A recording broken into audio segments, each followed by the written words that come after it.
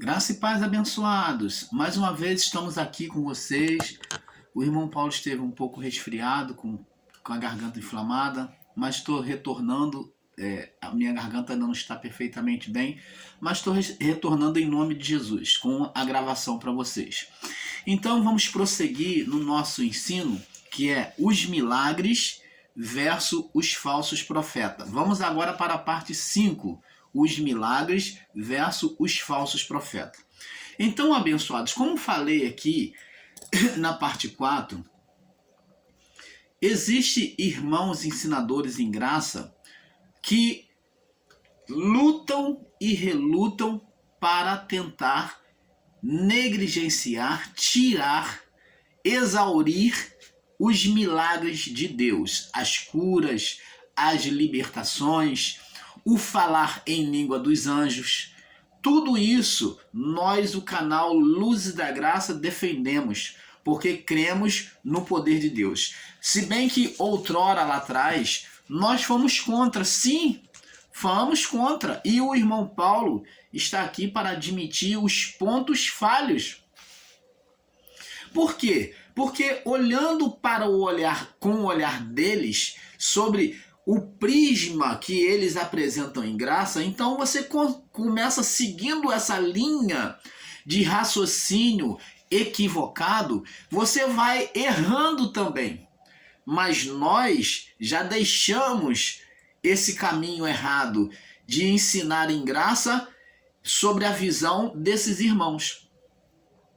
Então nós viemos aqui falar sobre a palavra, que os sinais existem. A palavra de Deus diz lá no livro de... Vamos lá no livro de Marcos, capítulo 16, prosseguindo, na parte 5, nós vamos voltar depois um pouquinho lá onde nós paramos. Vamos agora para Marcos capítulo 6, capítulo 16, no verso 17, Marcos 16, no verso 17, vamos ler do verso 16, do verso 15. Marcos 16, do 15 ao 17, ao 18. Diz assim: ide por todo o mundo o quê? Por todo o mundo daquela época. Aqui está falando o mundo de forma geral, aonde eles poderiam alcançar. Os mundos eram divididos praticamente, entendido como mundos em 4, falando dos 4 cantos da terra. Ide por todo o mundo, falando dos 4 cantos da terra, pregai o evangelho a toda criatura. Então, se você for pegar os ensinos desses irmãos em graça, eles vão dizer que era um mundo, somente o mundo de Israel que era para pregar o evangelho. Aqui não diz que os discípulos foram endereçados apenas para pregar o povo israelita, o povo hebreu. Não. Aqui está dizendo: ide por todo mundo e pregai a toda criatura. Criatura é o que? Ser humano, criatura humana. Então aqui não está falando de pessoas, de nações somente, para pregar somente a nação israelita, mas está dizendo para pregar a toda criatura, a todo ser vivente que tinha vida. Então Deus aqui, Jesus falou para pregar a todos aqueles que pudessem alcançar. Ora, o que os nossos amados e abençoados irmãos em graça, que se acham sabidão aí, eles confundem uma palavra com outra. Quando Jesus pela primeira vez comissionou os discípulos, ele falou e deixou bem claro, naquele período lá da primeira vez, ele comissionou e falou: ide somente as ovelhas perdidas da casa de Israel. Aí sim, Jesus estava falando para pregar somente para os israelitas, na primeira comissão.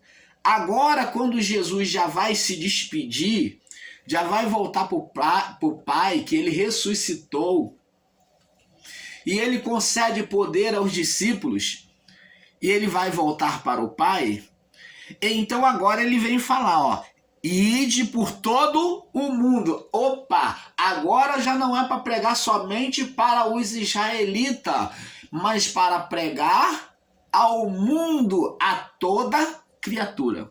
É isto que os nossos irmãos sabidão, ensinadores em graça aí, eles misturam a palavra como um só e diz que era para pregar somente para aquele mundo deles, do primeiro século. Você está vendo a confusão de palavra? Quando não se lê a Bíblia corretamente, se cria uma confusão e você é persuadido por esses ensinos errados. Porque antes, Jesus, de fato, ele também falou até para a mulher Sirofenice: eu não fui enviado senão as ovelhas perdidas da casa de Israel. Mas antes ele comissionou os discípulos para pegar as ovelhas de Israel, na primeira comissão. No primeiro propósito de evangelização, Jesus falou: olha, vocês agora vão pregar somente para o povo israelita, as ovelhas perdidas da casa de Israel. Não entre na casa do gentio, não fale o evangelho para os gentios agora, não é o momento. Não entre na casa de gentio nem de samaritano, não, agora não é o momento.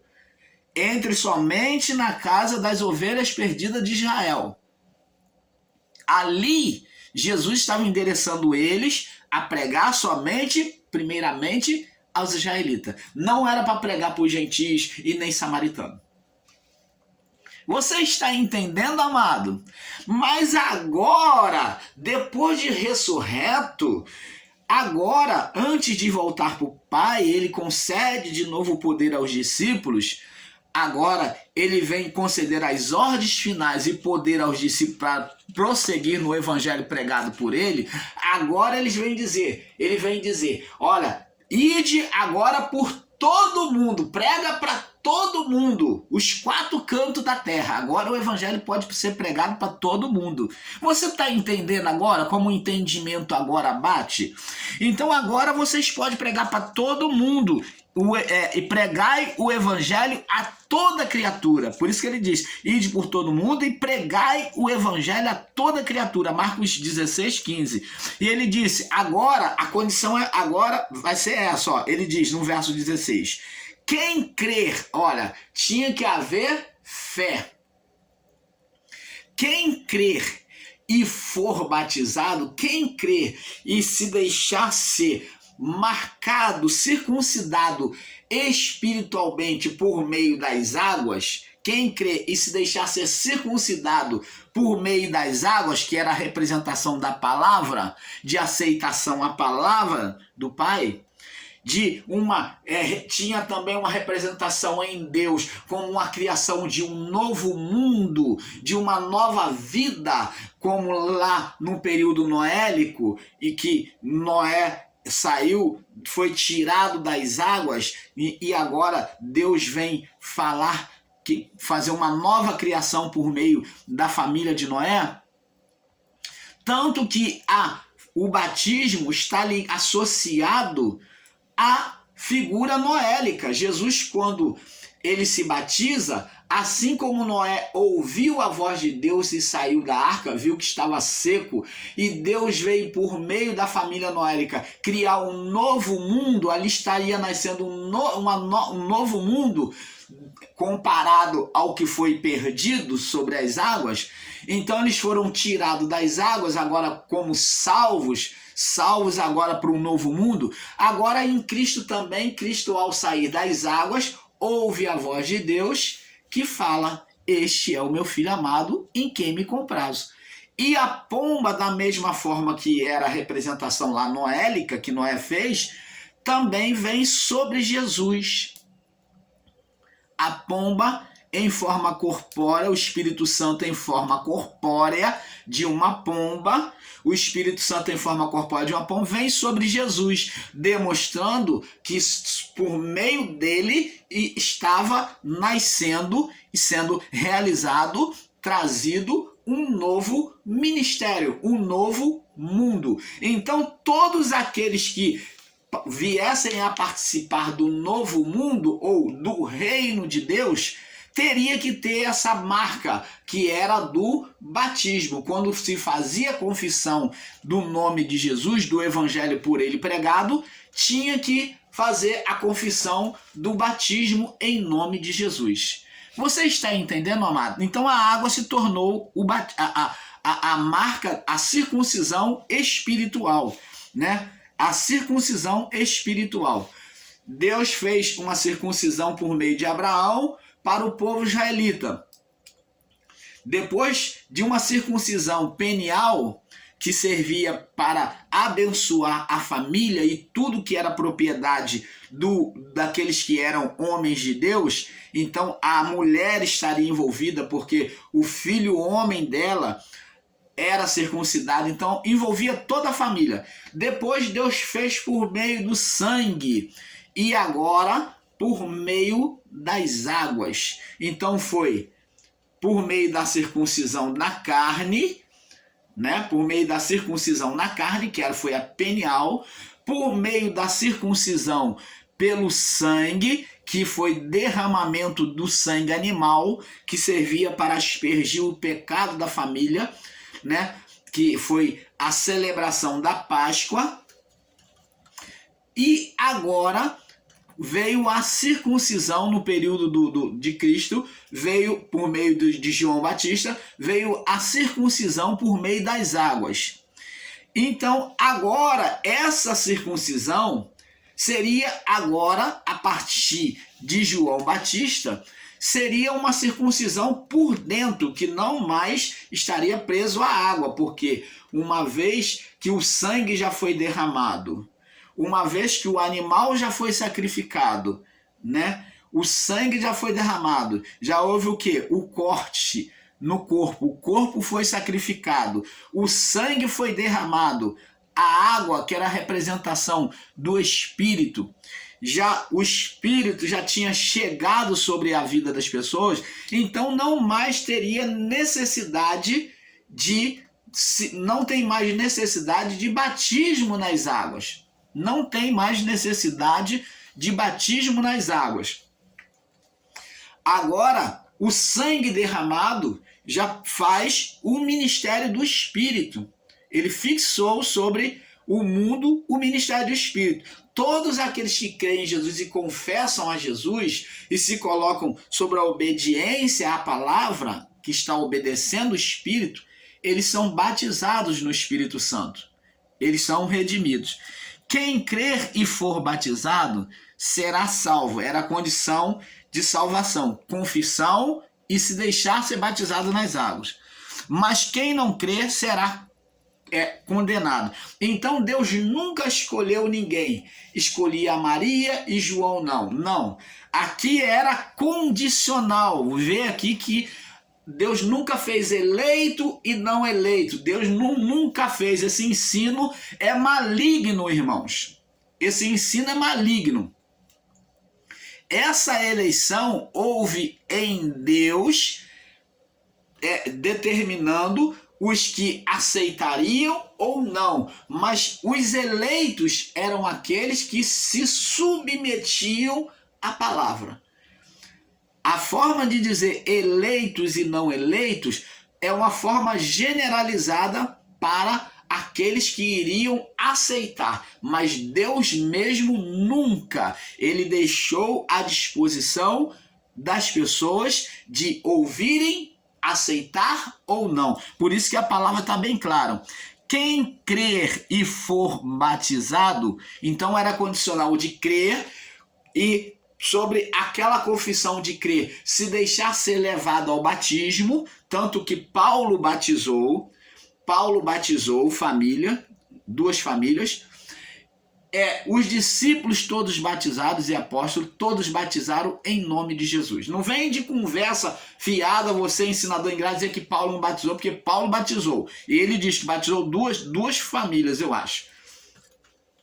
Então preste atenção, só que o dom de Paulo, o serviço de Paulo não foi para batizar. Ele não batizou muitos, mas acho que batizou somente 2 famílias. Mas Paulo, ele era mais de pregar aos gentios, ele foi enviado para isso. Então ele diz aqui, quem crer e for batizado será salvo, quem não crer será condenado. Então A salvação era condicional. Está bem claro aqui. Se crer, salvação. Se não crer, condenação. Então, Deus não estava escolhendo ninguém. Era condição da pessoa crer ou não. Se deixar ser batizado ou não. E ele falou aqui no verso 16, prosseguindo aqui no nosso assunto. Esses sinais seguirão aos que creem. Aqui não está dizendo que todas as pessoas iriam curar ou ser curadas em nome de Jesus. Mas está aqui dizendo para já no período dos apóstolos que os sinais só seguiriam aos que tinham fé. Sem fé é impossível agradar a Deus. Paulo diz, é necessário, está escrito lá em Hebreus 11:6, é necessário que aquele que dele se aproxime, creia primeiro que ele exista, que exista um Deus criador, né? Porque os céus proclamam a glória de Deus e o firmamento anuncia as obras de suas mãos. Se a pessoa não crê diante disso, então ela não pode ver a manifestação de Deus diante de uma necessidade extrema na vida dela. Deus pode até se manifestar a ela por misericórdia, mas Deus não tem nenhuma obrigação de se manifestar, de se aproximar dessa pessoa para fazer um milagre sobrenatural. Então, abençoado, é necessário que aquele que dele se aproxima creia que ele exista e é galardoador dos que o buscam. Então, se o irmão Paulo não crê, como que o irmão Paulo vai ver a manifestação de Deus? Aqui está dizendo que é condicional. Esses sinais seguirão somente aos que são incrédulos? Não. Os incrédulos não verão. Jesus deixou de fazer muitos sinais por causa em algumas cidades, por causa da incredulidade de algumas pessoas na cidade. Muitos não tiveram. Jesus entrou lá em Betsaida e em Betsaida ele não fez sinal determinado momento que ele entrou por causa da incredulidade. Então, se não há a fé, a incredulidade, Deus não se manifesta, porque Deus é espírito. E o que Deus ensina para nós é isso que esses irmãos cabeçudos, ensinadores em graça, têm que entender. O que Deus está ensinando para nós é que Ele quer em nós, quer ver em nós a identidade dEle, como Ele disse na criação, haja luz. Ele creu, por isso manifestou a luz. Então Deus ele nos ensina a agir e sermos como Ele. Manifestar a vida de dentro, a vida espiritual. Quando cremos em Deus e nós profetizamos, cremos, anunciamos, sai da nossa boca profecias, bênção em nome de Jesus, nós estamos agindo como o próprio Deus, estamos manifestando a natureza interior, a nossa natureza de origem, que é divina. Então estamos agindo como o próprio Deus, dizendo o haja, abençoando, profetizando, repreendendo o mal em nome de Jesus. Não que nós tenhamos capacidade em nós mesmos, mas em nome de Jesus, o nome que Ele nos deixou. Então ele disse, esses sinais seguirão os que creem. Em meu nome, somente os que creem que podem expulsar demônio. Então não adianta, se você é incrédulo, você não vai ver manifestação de demônio. Então aqui está a prova de que demônios não se manifestam diante de pessoas incrédulas. Eles não se submetem às pessoas incrédulas. Eles querem mais é que você não creia na existência deles. Existem pessoas aí indo nos canais de YouTube aí, que eu tenho visto, dizendo que demônios não existem. Eles querem mais é que você não creia. Eles não estão preocupados. Então, para eles, quanto mais você não crê, é melhor. Porque isto é incredulidade, porque o propósito dos demônios é roubar a sua fé. Por isso que Jesus disse que eles vêm para matar, roubar. Roubar o quê? O que eles vêm roubar do homem? Você está achando que ele está preocupado somente de tirar os seus bens materiais? Não. O diabo, quando veio tentar roubar de Jó, a maior preciosidade que ele ainda insistiu em querer estar diante de Deus para acusar a Jó, foi de roubar a fé, de fazer Jó se levantar contra Deus e dizer que Deus não existe. De Jó jogar para o alto aquela fé. Mas Jó se manteve na sua fé, mesmo se lamuriando, mesmo chorando, se pranteando, se sentindo um coitado, mas Jó continuou crendo em Deus. Por isso que Jó disse, no seu entendimento equivocado, julgando que era Deus que estava sentenciando ele a um mal, aquele mal, ele disse, ainda com um coração reverente a Deus, ele disse: o Senhor deu e o Senhor tomou. E ele, o que ele falou? Ele amaldiçoou o Senhor? Não, ele disse: bendito seja o nome do Senhor. Ora, nós vemos que a fé de Jó ainda estava dentro dele. Só que o pensamento dele estava equivocado, porque não foi Deus que tirou dele, foi Deus quem deu tudo a ele. Ele falou a verdade. Mas não era Deus que estava tirando as coisas deles, os bens, a família, destruindo. Deus não causa destruição na vida dos seus filhos. Ora, vai lá no livro do Salmo 127, você vai ver, bem-aventurado o homem que teme ao Senhor. Vê lá no Salmo 127, o homem que teme ao Senhor, como Jó temeu a Deus, o próprio Deus testemunhou isso, com alegria, não jamais vai passar por aquilo. Se aquele mal veio até a vida de Jó, é porque Deus deu a permissividade para alongar a fé e o conhecimento de Jó acerca dele. E não porque Deus é mal, porque Deus é bem, que Deus é mal, que Deus ora está de bom humor e ora está de mau humor. Agora eu vou ver se aquele cara mesmo acredita em mim. Que negócio é esse, irmãos? Que negócio é esse, irmãos? Pregando um Deus de dualidade, de dois polos, um Deus bipolar. Esse ensino é totalmente maligno. A palavra de Deus diz que todas as coisas contribuem para o bem daqueles que amam a Deus. Olha, veja que o sofrimento de Jó só contribuiu. Deus, na sua permissividade, permitiu que o mal tocasse, que Jó perdesse tudo, perdesse saúde, mas Deus queria levar Jó a conhecê-lo de perto, queria mudar aquele sentimento de lamúria de Jó, de coitado, porque Deus quis mostrar para Jó, falar: Jó, você não é isso aí. Eu não sou o que você está pensando. Você não é fraco como você está pensando, Jó. Você deve me conhecer mais de perto. Então Deus permitiu que o mal tocasse, porque aquele sofrimento levaria Jó para mais perto de Deus, a conhecer Deus de perto. Por isso que no final do sofrimento dele, depois do diálogo com Deus, então agora Jó diz: eu te conhecia só de ouvir, mas agora os meus olhos, que olhos que ele estava falando? Ele viu Deus? Não! Ele só ouviu a voz de Deus, né, no redemoinho.